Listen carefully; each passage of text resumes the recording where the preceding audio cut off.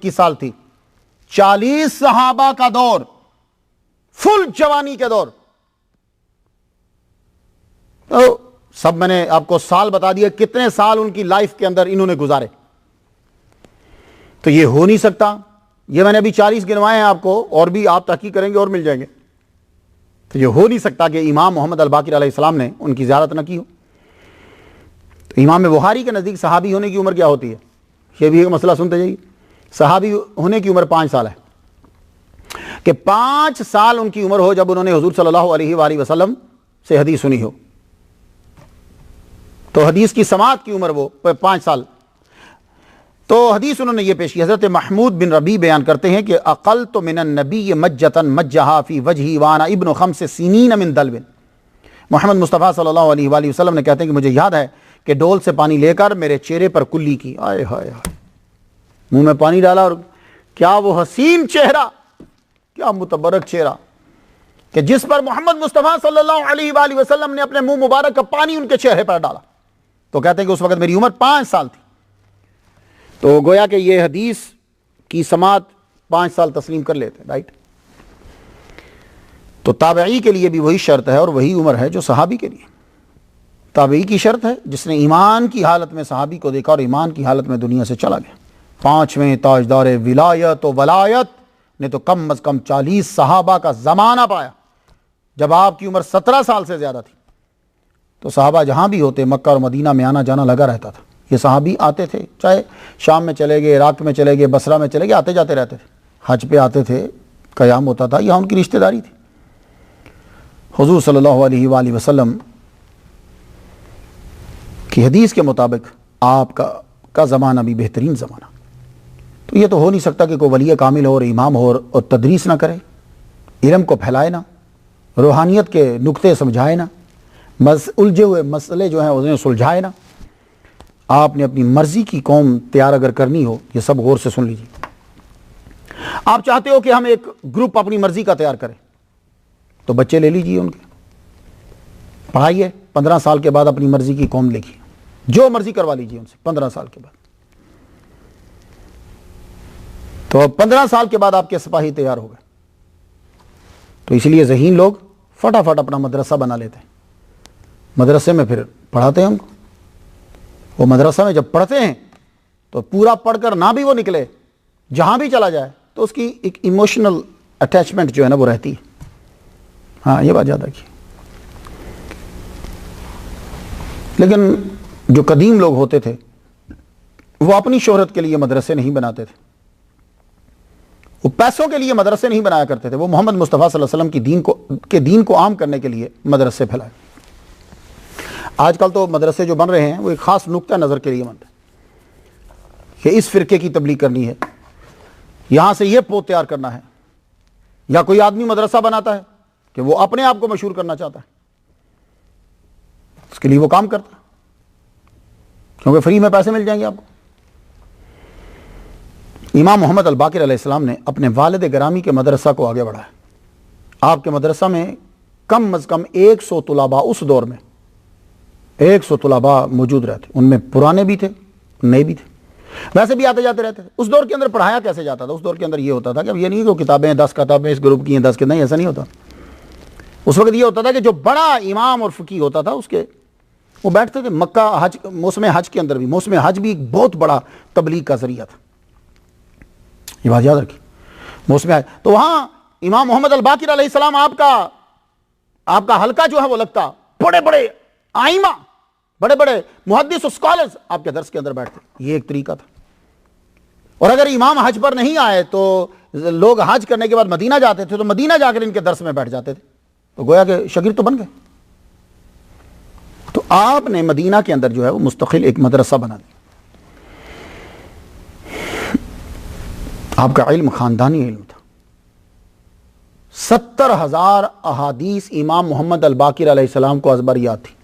اب کوئی بندہ بیچ میں بیٹھے گا, او یہ تو بڑی تھوڑی بنتی ہیں 70,000. نہیں, تھوڑی نہیں ہیں, بہت زیادہ ہیں. آپ پوچھیں گے وہ کیسے, میں بتاتا ہوں آپ کو. سب سے مشہور کتاب کون سی ہے لوگوں کی زبانوں کے اوپر؟ ہے بخاری. یہ اس کا نام نہیں ہے, بخاری شریف کا نام الجامع الصحیح المسند المختصر من امور رسول اللہ صلی اللہ علیہ وسلم. من سننہ و ایامہ. اچھا خیر, تو اسے مختصر بخاری کہا جاتا ہے. بخاری شریف کے اندر جانتے ہو کتنی حدیثیں ہیں؟ مقرر چھوڑ دی جائے تو 4000 حدیثیں. اور سب سے معتبر اور مشہور کتابیں کون سی ہیں؟ 6. تو 6 کتابوں میں ٹوٹل حدیثیں کتنی ہیں؟ مقرر نکال دو تو 12500. تو ٹاپ کی دنیا کے اندر جو کتابیں ہیں ٹوٹل ان ساری کتابوں کو ملایا جائے تو 12500 حدیثیں بن رہی ہیں. تو امام کو کتنی یاد ہے؟ 70000 حدیثیں. آج ایک کتاب کے اوپر پورا پورا گروپ بن گیا. بخاری شریف لے لیجئے, بخاری شریف کے اوپر پوری دنیا میں ایک گروپ ہے, کہتے ہیں کہ سارا کچھ بخاری کے اندر ہے. بات سمجھ میں؟ سارا کچھ بخاری کے اندر ہے. تو ٹوٹل حدیثیں 4000 ہیں. تو 6 کے اندر جو معتبر کتابیں 12500 حدیثیں ہیں, اور امام محمد الباقر علیہ السلام کو 70000 حدیثیں یاد ہیں. اسی لیے تو کثیر الحدیث کہا گیا. اس کے علاوہ پتہ نہیں آپ کے پاس لکھی ہوئی کتنی پڑھی ہوں گی. اور یہ بھی ہو سکتا ہے کہ 70000 راوی نے بیان کیا ہو سکتا ہے کہ اس سے زائد آپ کو یاد آتی. اب جیسے امام بخاری کہتے ہیں مجھے 5 لاکھ حدیثیں یاد تھی, ان میں سے 1 لاکھ جو ہے وہ صحیح حدیثیں ہیں, 4000 ان میں سے بخاری میں لکھی ہیں. 96000 کدھر گئیں؟ یہی تو میں پوچھتا ہوں سارے مولویوں سے, 96000 حدیثیں کدھر ہیں بھائی؟ تو معلوم ہوا کہ بخاری کافی نہیں ہے, اس کافی میں سے 96000 نکلی ہوئی ہیں. تو امام حدیث بیان کرتے, اللہ اکبر جل شانہ. تو جتنی 6 مشہور کتابیں ہیں ان میں جو حدیثیں ہیں ان سے 6 گنا زیادہ امام محمد الباقر علیہ السلام کو حدیثیں یاد تھی. وہ آپ کی وہ حکمت ہے اور آپ کا وہ علم ہے کہ عمر بن عبدالعزیز جیسا دنیا کو ایک حکمران ملا جسے پوری دنیا نے عمر ثانی کہا اور پہلی صدی کا مجدد جنہیں کہا. عمر بن عبدالعزیز یہ پہلی صدی کے مجدد 63 ہجری میں یہ پیدا ہوا. امام باقر علیہ السلام ان سے 6 سال بڑے. عمر بن عبدالعزیز 101 میں دنیا سے چلے گئے, امام باقر علیہ السلام سے 13 سال پہلے چلے گئے. یہ مدینہ میں رہا کرتے تھے تو ملاقات ہوتی تھی. اس کے بعد یہ دمشق چلے گئے. دمشق جب چلے گئے اور جب امام زین العابدین دنیا سے رخصت ہوئے تو عمر بن عبدالعزیز رحمت اللہ علیہ ان کی عمر 13 سال تھی.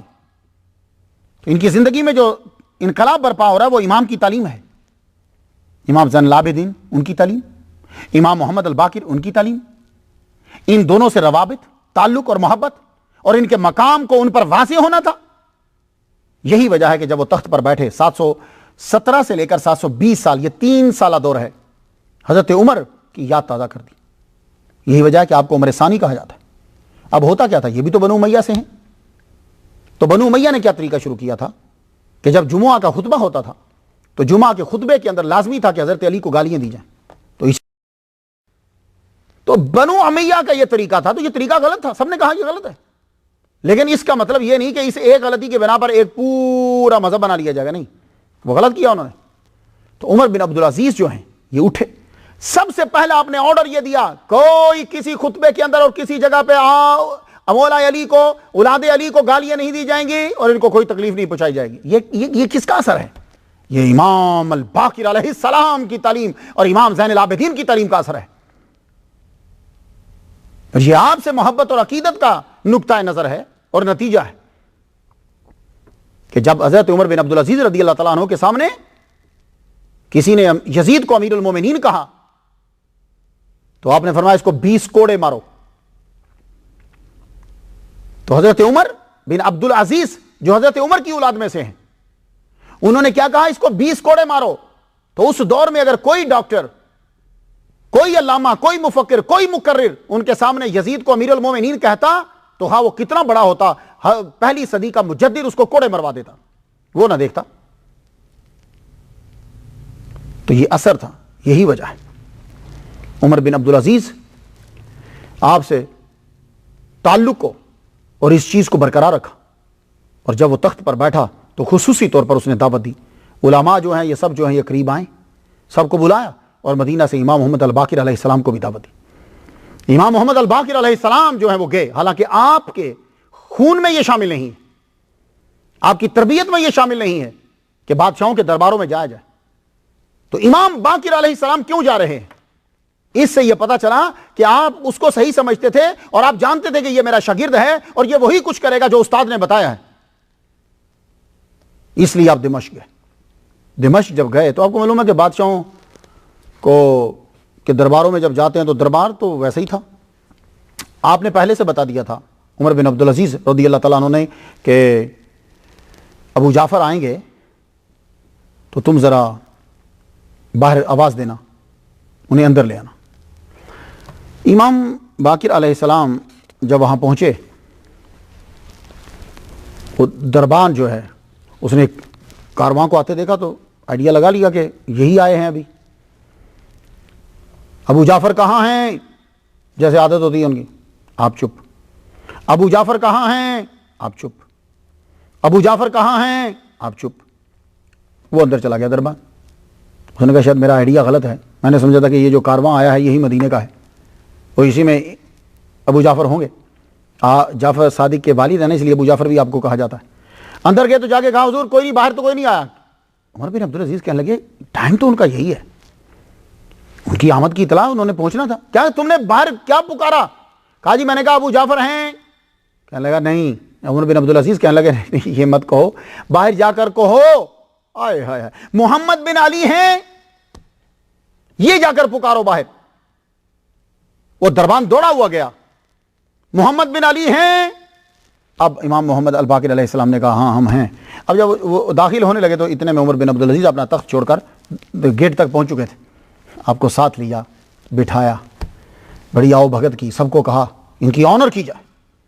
پہلے جب بھی کبھی بلایا جاتا تھا بنو امیہ کے دربار میں تو زنجیریں اور بیڑیاں پہنا کر بلایا جاتا تھا اور تذلیل کی جاتی تھی، لیکن عمر بن عبدالعزیز رضی اللہ تعالیٰ عنہ نے جب بلایا امام محمد الباقر علیہ السلام کو تو بڑے آنر اور اعزاز کے ساتھ بلایا اور اپنے ساتھ تخت پہ بٹھایا۔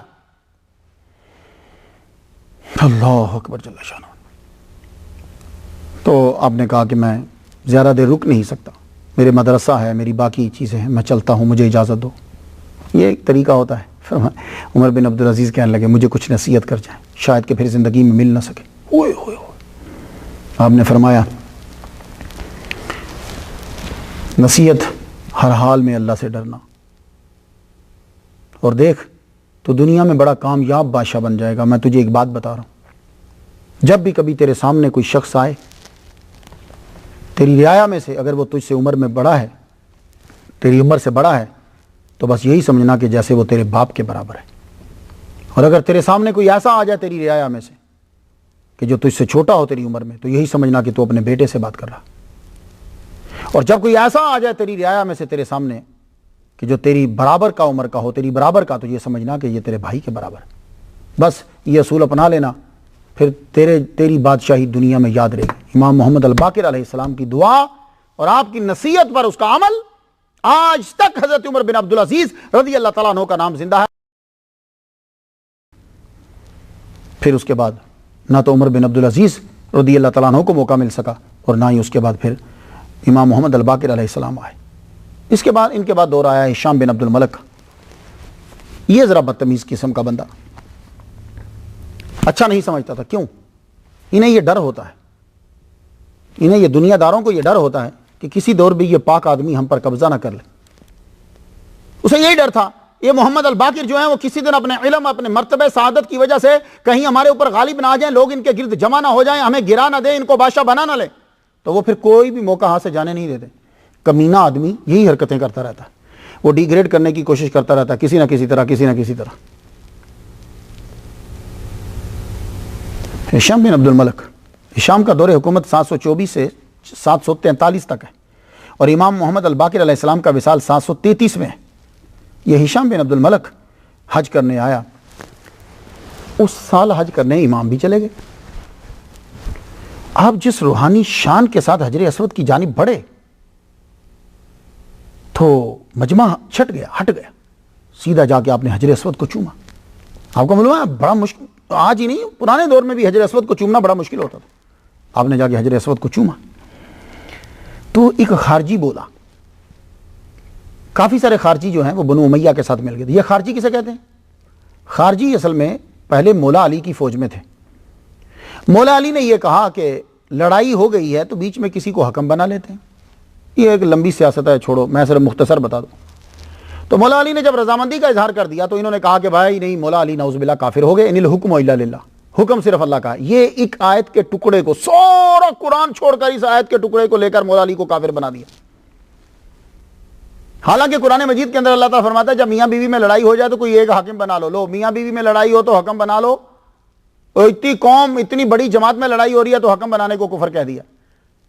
تو جس دل میں علی کا بغض ہو، غور سے سننا میرا جملہ، جس دل میں علی کی نفرت ہو، علی کا بغض ہو، اس کے دماغ میں عقل نہیں ہوتی۔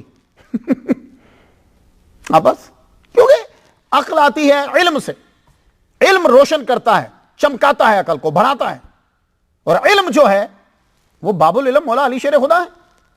تو علی سے نفرت و بغض جس کے دل میں ہوگا اس کا دماغ عقل سے خالی ہوگا۔ جاؤ ان لوگوں کو چیک کر لو آپ جن کے دل میں علی کی محبت نہیں ہے، ان کے مائنڈ میں عقل بھی کوئی نہیں، دماغ میں، سر میں عقل کوئی نہیں ہوتی، بس خالی۔ تو اب یہ کہنے لگے، تو یہ خارجی جو ہیں علی کی دشمنی میں پھر آگے بڑھے، پھر یہ بنو امیہ کے ساتھ مل گئے۔ خارجی نے کہا کہ علی کا بیٹا ہے، پڑپوتا آ رہا ہے، علی کی نسل سے ہے، آؤ آج اس کو نیچا دکھاؤں۔ کیونکہ اس کو پتہ چل گیا، ہشام سے کہنے لگا یہ کون ہے؟ اس نے شام نے کہا یہ باقر العلوم، مدینے والے اور مکہ والے ان کو علم میں بڑا جو ہے وہ علم کا منبع سمجھتے ہیں، علم میں ماہر سمجھتے ہیں۔ کہنے لگا آؤ ایک دم میں نیچا دکھاتے ہیں ہم۔ بلایا، ہشام بن عبد الملک نے بندہ بھیجا، امام تشریف لے آئے، جی کچھ مسائل پوچھنے ہیں۔ تو امام نے جب دیکھا کہ مسائل پوچھنے ہیں تو پھر اگر کسی نے مسئلہ پوچھنا ہو تو پھر یہ عالم کے لیے لازم ہوتا ہے کہ وہ مسئلہ بتائے۔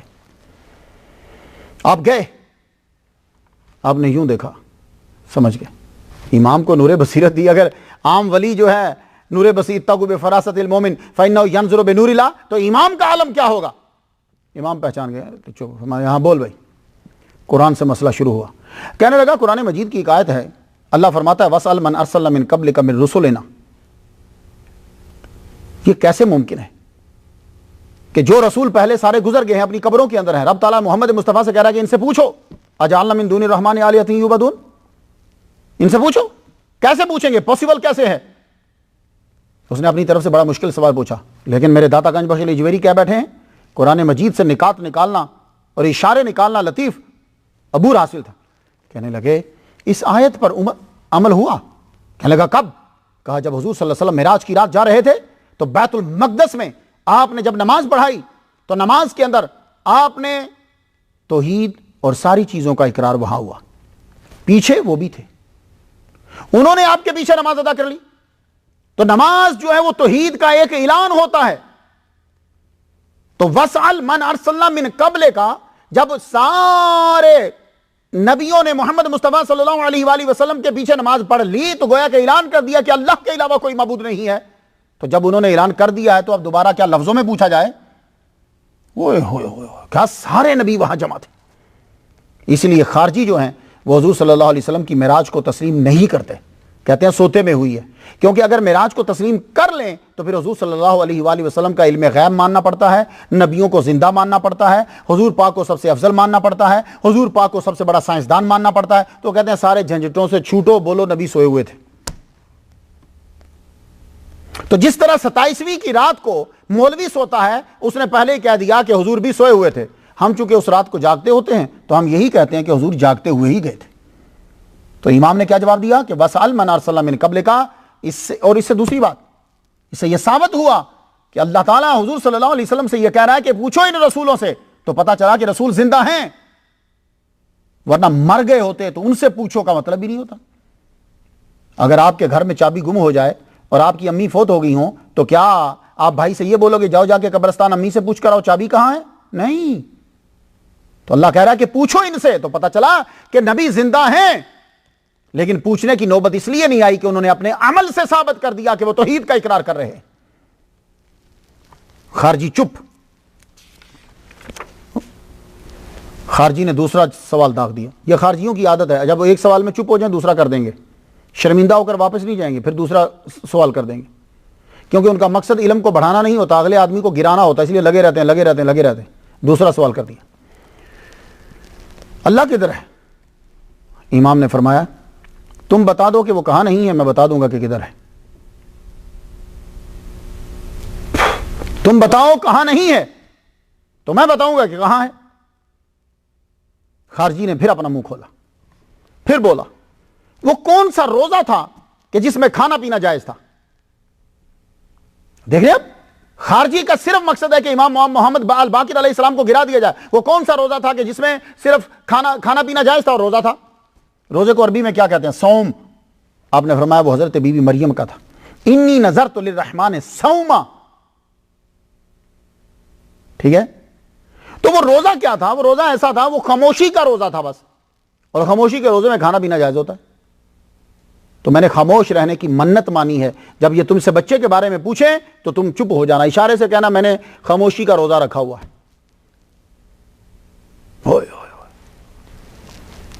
کہنے لگا، اب دیکھیں نا، پھر چپ نہیں ہو رہا۔ اچھا تو آپ پھر یہ بتا دو کہ وہ کیا ہے جو بڑھتا ہے گھٹتا نہیں؟ لو مجمع رک گیا۔ ابھی ہشام بن عبد المالک وقت کا جو اس دور کا بادشاہ تھا وہ وہاں بیٹھا ہو، سارے اس کے چمچے جو ہیں وہ وہاں بیٹھے ہوں، خارجی سارے وہاں بیٹھے ہوئے ہیں، اور جو چاہنے والے تھے وہ بھی آئے ہو، وہ ایک قسم کا مناظرہ ہو رہا ہے، اور امام جواب دے رہے ہیں۔ کہنے لگا وہ کیا ہے کہ جو بڑھتا ہے تو گھٹتا نہیں ہے؟ آپ نے فرمایا لگا سمندر کا پانی ہے، جب بڑھتا ہے تو گھٹتا نہیں ہے۔ پھر عام طور پر یہی جو جواب بالکل پرفیکٹ ہے، میں ڈیڈ سی کی بات نہیں کر رہا، وہ تو قیامت کی نشانیوں میں سے، سمندر کا پانی بڑھتا ہے تو گھٹتا نہیں۔ ابھی بھی شرمندہ نہیں ہو رہا، چپ نہیں کر رہا، کہتا اچھا پھر بتا دیجئے کہ وہ کیا شے ہے کہ جب وہ گھٹتی ہے تو پھر بڑھتی نہیں ہے؟ کہا وہ تیری زندگی کے لمحے ہیں، وہ سانسیں ہیں، وہ عمر ہے کہ جب گھٹتی ہے تو پھر بڑھتی نہیں۔ آپ نے تم کہہ دیا۔ آخر میں کہنے لگا اچھا، اب مجمع جب بڑھا، اب وہ اپنے ٹیکے کے لیے پھر پوچھتا ہے وہ کون سا جملہ ہے؟ جملہ تو سچا تھا لیکن رب نے کہا کہ یہ جھوٹا ہے۔ جملہ سچا تھا لیکن رب نے کہا جھوٹا ہے، تو کیسے ہو سکتا ہے ایک بات سچی بھی ہو اور رب کہے کہ یہ جھوٹی ہے؟ تو کس کے سامنے بات کر رہا ہے خارجی؟ تو باب العلم کی نسل کے ایک چشم و چراغ سے بات کر رہا ہے۔ آپ نے فرمایا سورہ منافقون کی پہلی آیت کے اندر جواب ہے۔ اے منافقوں نے آ کر اذا جاءک المنافقون قالوا نشهد انک لرسول اللہ واللہ یعلم انک لرسول، اللہ گواہی دیتا ہے۔ منافق آ کر آپ سے کہتے ہیں کہ ہم گواہی دیتے ہیں کہ آپ اللہ کے رسول ہو، اللہ فرماتا ہے اللہ جانتا ہے کہ آپ رسول ہو، لیکن یہ جھوٹ بول رہے ہیں۔ تو بات سچی ہے لیکن بیان کرنے والا جھوٹا ہے، اور وہ حضور پاک کے سامنے بیٹھ کر کہہ رہا ہے کہ آپ رسول ہیں، رب کہہ رہا ہے جھوٹ بول رہا ہے۔ تو پتہ یہ چلا کہ رسول کے سامنے بیٹھ کر بھی کوئی رسول کی رسالت کا اقرار کرے تو جب تک اس کے دل میں حضور کی محبت نہیں ہے، رب تعالیٰ اس رسالت کے اقرار کو تسلیم نہیں کرتا۔ تو پھر رسالت کا اقرار تو ضروری ہے لیکن اس سے زیادہ ضروری حضور کی محبت ہے۔ اب جب وہ دیکھا کہ کوئی چیز بن نہیں پڑی تو اس نے ایک بہت اپنی طرف سے کہنے لگا، آخری سوال، یہ اس کا مارکۃ الارا سوال تھا، کہنے لگا آج تک مجھے کسی نے جواب نہیں دیا۔ میں آپ سے پوچھتا ہوں کہ بتائیے کہ انسانی ہسٹری کے اندر وہ کون سا باپ ہے جو اپنے بیٹے سے چھوٹا ہے؟ ہائے ہائے ہائے۔ امام نے سر جھکایا، سر جھکا کر سر اٹھایا، فرمانے لگے عزیر علیہ السلام یہ وہ واحد باپ ہے جو اپنے بیٹے سے چھوٹا ہے عمر میں، اور خود ہی تشریح کرتے ہوئے فرمایا او کالذی مر علی قریہ وہی خاویۃ علی عروشہا قال انا یحیی ہذہ اللہ بعد موتہا فاماتہ اللہ مئۃ عام ثم بعثہ قال کم لبثت قال لبثت یوما وبعد یوم قال بل لبثت مئۃ عام فانظر الی طعامک وشرابک لم یتسنہ وانظر الی حمارک ولنجعلک آیۃ للناس وانظر الی العظام کیف ننشزها ثم نکسوها لحما۔ کہنے لگے وہ عزیر علیہ السلام ہے کہ اللہ تعالیٰ نے آپ کو سلا دیا تو آپ کی عمر 50 سال تھی، اٹھایا تو 100 سال گزر چکے تھے، لیکن جب آپ پہنچے گھر تلاش کیا تو آپ کا بیٹا جس کو 20 سال کا چھوڑ کر آئے تھے وہ آپ کا بیٹا 120 سال کا ہو چکا تھا اور آپ کی عمر 50 سال تھی۔ یہ واحد باپ ہے انسانی ہسٹری کے اندر کہ باپ عمر میں چھوٹا ہے اور بیٹا عمر میں بڑا ہے۔ خارجی چپ۔ جب خارجی چپ ہو گیا آپ نے فرمایا میں ایک سوال کر کے پھر چلتا ہوں، تو تھک گیا ہوگا، تو خارجی ہے۔ ہوئے ہوئے ہوئے۔ اور خارجیوں کی پورے مذہب کی بنیاد جو ہے وہ اس آیت پر تھی، یعنی الحکم الا للہ، کہ علی جو ہے وہ کافر ہے۔ اور خارجی جب مل گئے بنو امیہ کے ساتھ تو بنو امیہ کے ساتھ مل گئے تو کہنے لگے کہ خلیفہ کے خلاف لڑنا کفر ہے۔ خارجیوں نے کہا کہ یعنی بنو امیہ خلیفہ کے خلاف لڑنا کفر ہے۔ تو آپ نے فرمایا ایک بات بتا دو، جب تم سب مولا علی شیر خدا کے خلاف لڑ رہے تھے وہ خلیفہ تھے نا، ہر ایک ان کو خلیفہ مانتے ہیں، کوئی پہلا مانے یا چوتھا مانے، خلیفہ تو مانتے ہیں. مجھے اتنا بتا دو کہ آج صحیح ہو یا اس دن صحیح تھے تم. بس آج تم تب ٹھیک تھے کہ اب ٹھیک ہو. کہتے ہو کہ خلیفہ کے خلاف لڑنا کفر ہے، تو تب تم لڑے تھے ہیں، اور آپ بولتے ہو کہ آج خلیفہ کے خلاف لڑنا کفر ہے. تم تب ٹھیک تھے کہ اب ٹھیک ہو. خارجی اٹھا بھاگا. اور یہ خارجی کتنے نیک ہوتے تھے، میں آپ کو ایک مثال دے دوں. نمازیں ان کے برابر کی کوئی نہیں پڑھتی. یہ حضور نے بخاری میں یہ حدیث ہے، حضور نے پہلے فرما دیا تھا، نمازیں بے تاشا، قرآن اتنا یہ پڑھتے، کوئی کھجور نیچے گری ہوتی اٹھا کر کھاتے نہیں تھے، کہتے تھے گناہ ہے. اور ان کے نزدیک کوئی آدمی کبیرہ گناہ کر دے اس کی معافی نہیں ہے. اور دیکھو حضرت علی کو شہید کر دیا. تو اس کے دماغ میں عقل کہاں ہوگی جس کے دل میں حب علی نہ ہو. امام الباقر تو علم کے سمندر تھے. آپ عام بات فرماتے وہ لوگوں کی دنیا میں ضرب المثل بن جاتا. آپ نے ایک روز فرمایا، منصور بیان کرتے ہیں کہ امام محمد الباقر نے فرمایا، لکل شیء آفۃ وآفۃ العلم النسیان. ہر شے کی ایک مصیبت ہوتی ہے، اور علم کی مصیبت کیا ہے، آفت کیا ہے، بھول جانا. اس لیے اللہ تعالیٰ سے دعا کرتے رہا کرو، اور جتنے آپ گناہ کم کرو گے اتنی آپ کی یادداشت ٹائٹ ہوتی جائے گی، اور جتنے گناہ زیادہ کرتے جاؤ گے یادداشت کم ہوتی جاتی ہے. یہ میموری جو ہے اس کی پاور کم ہو جائے. اس لیے زیادہ سے زیادہ استغفار کیا کرو، گناہ کم کیا کرو، آپ کو چیزیں جلدی یاد ہو جایا کریں. آپ فرماتے ہیں اللہ کی قسم ایک عالم کی موت ابلیس کو 70 عابدوں کی موت سے زیادہ خوش کرتی ہے. کوئی عالم دین ایک مر جائے، عالم بعمل، وہ بہت زیادہ خوش ہوتا ہے. 70 عابد مر جائیں تو اس کو اتنی خوشی نہیں ہوتی جتنی ایک عالم دین کے مرنے سے خوشی ہوتی. اس لیے صاحب علم کی قدر کیا کرو. جب تم صاحب علم کی قدر کرنے لگ جاؤ گے پھر تمہارے پاس علم آئے گا. اور آج ہمارے ہاں تو صاحب علم کی قدر کرنا چھوڑ دی لوگوں نے. امام احمد بن حنبل سے بھی پہلے آپ نے قرآن مخلوق ہے کہ نہیں اس مسئلے کو واضح کر دی. آپ نے فرما دیا تھا کہ قرآن مخلوق نہیں ہے، قرآن نہ خالق ہے نہ مخلوق ہے، وہ ہوا کلام الخالق. مختصر سے لفظوں میں سب چیزیں بیان کر گیا. امام محمد الباقر علیہ السلام کو میں دیکھتا ہوں کہ آپ نے مدرسہ بنایا، مدرسے میں پڑھاتے تھے، پڑھانے کے بعد آپ کے بچے تھے، بچوں کے لیے روزی کمانی ہوتا تھی، تو آپ جا کر لوگوں کے کھجوروں کے باغوں میں جا کر کام کرتے تھے اور پیسے کما کر گھر کا خرچہ چلاتے. کچھ سمجھ میں آئی بات آپ کی؟ ایک دن کسی نے آپ کو کھجور کے باغ میں کام کرتے ہوئے دیکھ لیا تو عرض کی، حضور دنیا کمانا شروع کر دی، پیسے کمانے لگے ہیں؟ تو فرمایا میرے پردادا بھی کھجوروں کے باغ میں کام کرتے تھے. کون پردادا؟ مولا علی شیر خدا رضی اللہ عنہ. یہودی کے کھجور کے باغ تھے، اس میں کام کر کے لا کے تو گھر میں کتنے دنوں سے فاقہ تھا. اور خیرات کی تو آیات اتر آئی. مولا علی نمازیں پڑھتے رہے، آیت نہیں اتری، خیرات کی تو آیت اتر گئی. اللہ کے بندو خیرات کرا کرو. مولا علی کے بیٹے ہی ہوئے. فرماتے ہیں اے سوال کرنے والے، کیا تو نے یہ حدیث نہیں سنی، القاسب حبیب اللہ، ہاتھ سے روزی کمانے والا یعنی جو خود کام کر کے اپنی روٹی کماتا ہے وہ اللہ کا دوست اور حبیب ہے. حضرت داتا گنج بخش علی جویری رحمۃ اللہ علیہ، آپ نے کشف المحجوب کے اندر ان کی تعریف لکھ دی اور کمال کر دیا. کہتے ہیں کہ ہوتا کیا تھا کہ رات جب ہو جاتی آپ باقی کاموں سے فارغ ہونے کے بعد وضو فرماتے اور پھر نماز پڑھتے، جو نوافل ہوتے، پھر سجدے میں گر جاتے اور اپنے ابا کی ہوئی دعائیں جو انہوں نے کی تھی وہ یاد تھیں، آپ وہ دعائیں مانگتے. اور داتا گنج بخش علی جویری نے جملے نقل کیے ہیں، میں کچھ ان میں سے آپ کی نظر کرتا ہوں. اے میرے رب میرے مالک، رات آ گئی، بادشاہوں کی حکومت انجام کو پہنچ گئی، ستارے کافی بھیگ گئے، ستارے کافی ظاہر ہو گئے، کچھ آدمیوں کی آوازیں بند ہو گئی، آنکھیں بھی بند ہو گئی. تمام بنو امیہ آرام میں ہیں، انہی کی حکومت ہی نہیں چلی گئی، سب وہ آرام سے سو رہے، ان کے دربار بند ہیں. جن لوگوں کی خواہشات ان سے وابستہ تھیں وہ اس وقت چھوڑ چکے، کیونکہ ظاہر ہے میری خواہش اس کے ساتھ ہے، وہ تبھی پوری کرے گا نا جب اٹھے گا، تو جب تک سویا ہوا تب تک تو ختم ہوگی. اے میرے اللہ تو حی و قیوم، تو بصیر، تو سمیع، لا تاخذہ سنۃ ولا نوم، نہ نیند آتی نہ اونگ، تیرا در رحمت کھلا ہے، جو تجھے پکارے تیرے خزانہ بخشش اس پہ فدا ہے، سائل کو رد کرنا تجھے روا نہیں۔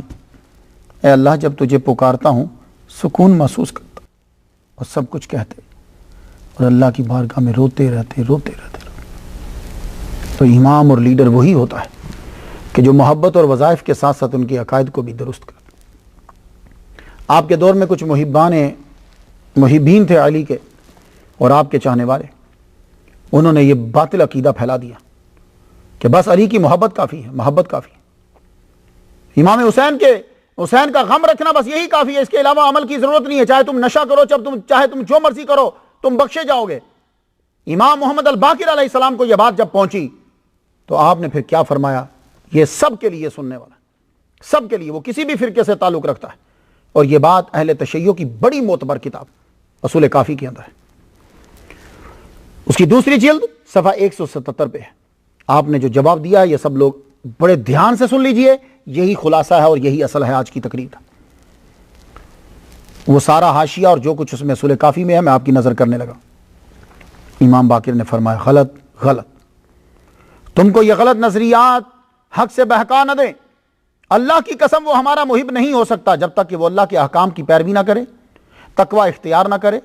وہ متقی ہے یہ تب پتہ چلے گا جب اس میں عاجزی ہوگی، خلوت و جلوت میں اللہ سے ڈرے، وہ ہمارا محب ہے، امانت کو ادا کرے، وہ ہمارا محب ہے، کثرت سے اللہ کا ذکر کرتا رہے، روزہ رکھتا ہو، نماز کی پابندی کرتا ہو، وہ ہمارا محب ہے، ماں باپ کا با ادب ہو، ہمسایوں کے حقوق ادا کرتا ہو، فقراء و مساکین قرضداروں اور یتامہ کی مدد کرتا ہو، سچ بولتا ہو اور قرآن مجید کی تلاوت کرتا ہو، وہ ہمارا محب ہے، زبان سے کسی کو دکھ نہ دیتا ہو، وہ ہمارا محب ہے۔ امام محمد الباقر علیہ السلام نے اصول کافی کی اس حدیث کے اندر ایک سچے مسلمان کا نقشہ کھینچ دیا۔ تو صرف اہل تشیع کے لیے نہیں، میلاد منانے والوں کے لیے بھی اور نہ منانے والوں کے لیے بھی، سب کے لیے یہ ایک لائے عمل اور ایک وہ چیز دے گے کہ تم نے زندگی اس طرح گزارنی۔ آپ نے فرمایا جو علی کی محبت کا دم بھرتے ہیں، پیروی نہ کرے، حضور صلی اللہ علیہ وسلم کی محبت کا دم بھرے، سنت کی پیروی نہ کرے، ما نفعہ حبہ ایاہ شیئا، یہ اصول کافی میں ہے۔ تنہا یہ محبت اس کے لیے کافی نہیں ہے۔ کیوں؟ اب کچھ لوگوں کو یہ جملہ برا لگے گا، جی ان کو حضور کی محبت نفع نہیں دے گی تو وہ فٹ سے حدیث بول دیں گے۔ ایک صحابی آئے آگے کہنے لگے یا رسول اللہ میرے پاس اور کچھ نہیں ہے، میرے پاس صرف محبت ہے، یہ حدیث پڑھ دیں گے۔ ان لوگوں سے میرا سوال یہ ہے، یہ جملہ بولنے کے بعد اس صحابی نے پوری زندگی نماز پڑھی کہ نہیں؟ روزے رکھے کہ نہیں؟ قرآن پڑھا کہ نہیں؟ کیا اس نے یہ جملہ بولنے کے بعد تمام کبیرہ گناہ کرنے شروع کر دیے تھے؟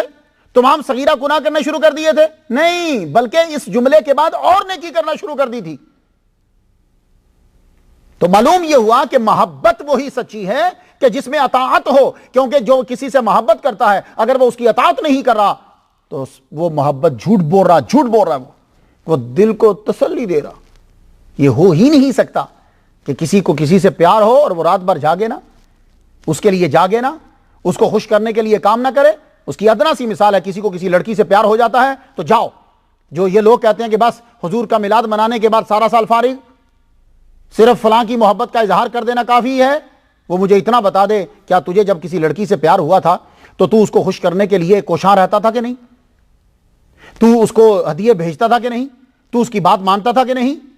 تعجب کی بات ہے کہ وہاں تو سارا کچھ کر رہا ہے، اور جب حضور کی بات آتی ہے اور جب اللہ رسول کی بات آتی ہے تو بس حدیث لے آتا ہے، جی بس انہوں نے کہا کہ وہ محبت کافی ہے، نہ نماز پڑھنا، روزہ رکھنا، حج کرنا، زکات دینا، خیرات دینا، سچ بول۔ نہیں، خدا کے لیے یار عمل بہت ضروری ہوتا ہے، ورنہ یہ دنیا دوزخ بن جائے گی۔ تو آپ نے فرمایا، امام باقر علیہ السلام فرماتے ہیں ایک لقمہ حرام کا ترک کرنا 1 سال کی عبادت سے افضل ہے۔ اللہ کو وہ بندہ بہت اچھا لگتا ہے جو اس سے زیادہ مانگتا ہے، یہ امام باقر علیہ السلام فرمائے۔ اور آپ نے فرمایا دنیا کا عظیم شخص وہ ہے جو دشمن پر غالب آ جائے اور پھر اسے معاف کر دے۔ اللہ اکبر جل شانہ۔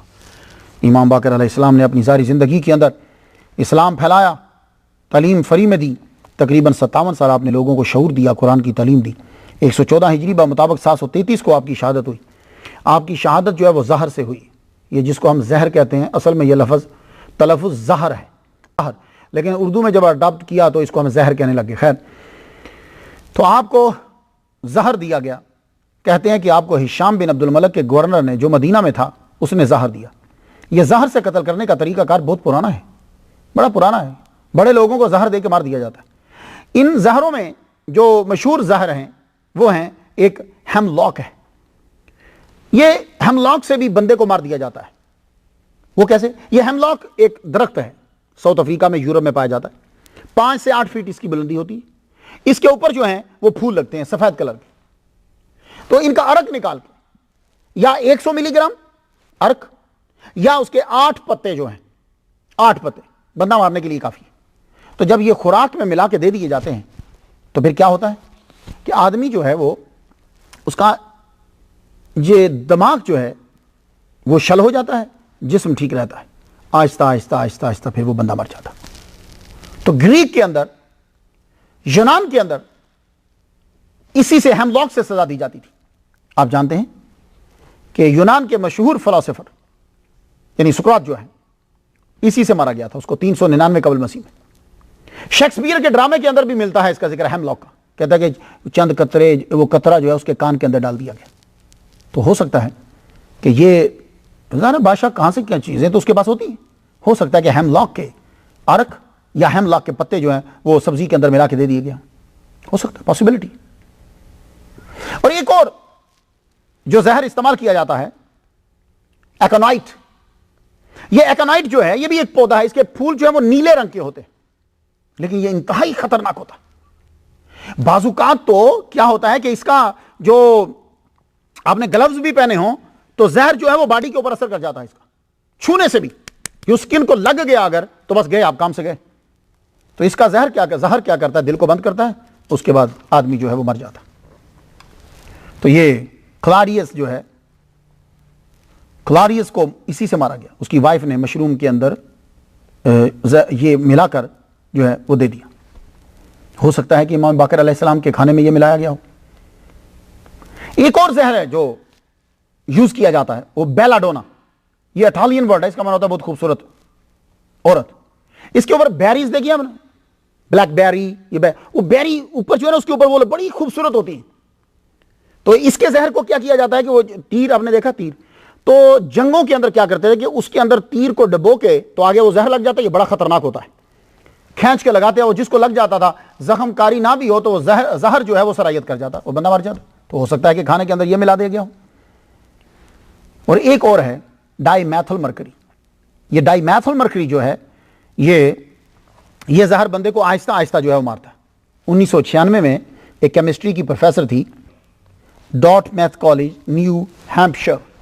تجربے کے دوران کیا ہوا کہ اس کو گلوز حالانکہ اس نے چڑھائے ہوئے, لیکن وہ قطرہ جو ہے وہ اندر چلا گیا, چھو گیا.